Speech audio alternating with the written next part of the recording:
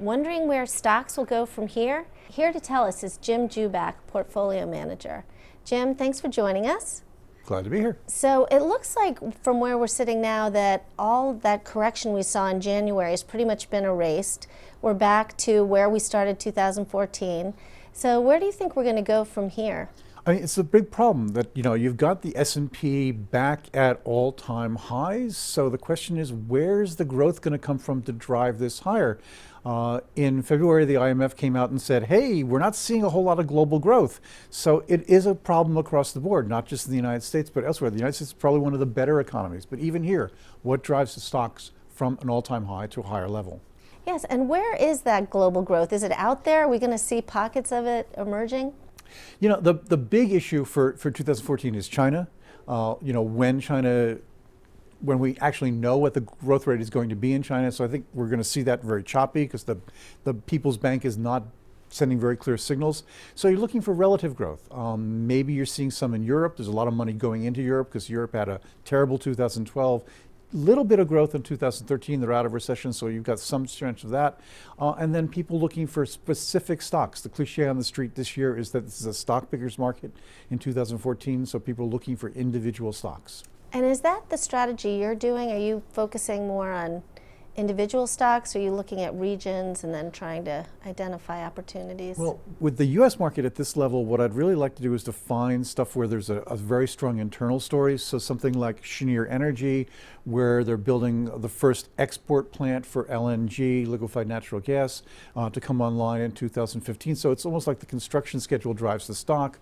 Or MGM Resorts International, the big casino operator, which has got a second casino coming online in Macau in 2016. Again, you can watch the concrete getting poured and it helps drive the stock. So things like that is what I'd like to see. And what about sort of big worries on the horizon for U.S. global growth? Is it China that you're most keeping an eye on for a slowdown? Well, it doesn't sound like a big deal to say, well, China going to be 7.7, 7.5, 7.2. Right. But with China being like the marginal buyer in a lot of these markets, it's a huge deal for commodities. It drives the whole emerging markets mishegas in January.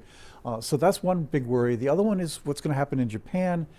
Japan is trying to stimulate its economy, but it's got this big sales tax increase coming in April, and the worry there is that it's going to stall that recovery. So those are the two things sort of sitting out there on the horizon that you'd have to worry about. And one thing, Jim, I know you really followed closely and have been a real expert on is what's going on in Europe with the banking crisis there. Is that pretty much all cleared away, or is that going to be a headline we see coming back? Well, it's going to be if it's going to be a headline, it's going to be a different headline because you had this court challenge to Mario Draghi's do anything we can to support the euro, and it was in front of the German Constitutional Court, and they punted.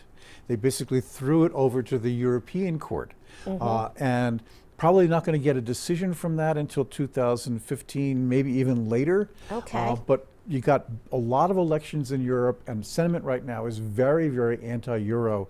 And that's going to be a big factor as we have this uncertainty about what the legal status of the European Central Bank program is. So it sounds like that'll be a 2015 issue. And for 2014, we'll keep an eye on China and then look for individual growth stocks for investors. Yeah, I think that's a good thing. I mean, you're going to get a lot of volatility in the first half of the year because I think the year is sort of front-end loaded with worries about China, Japan, European elections.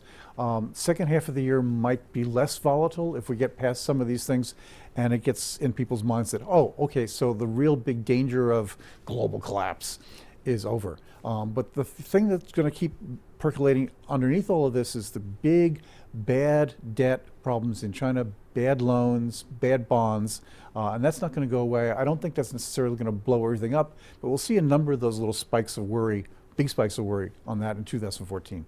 All right, we'll look for those factors. Thank you, Jim, for joining us today. My pleasure.